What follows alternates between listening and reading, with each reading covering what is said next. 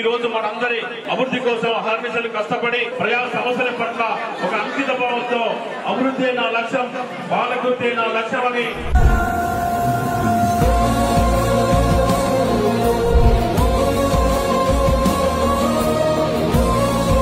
మహిళలు ఎక్కువ సంఖ్యలో వచ్చిండ్రు. మహిళలందరికీ కూడా పేరు పేరున నా నమస్కారాలు.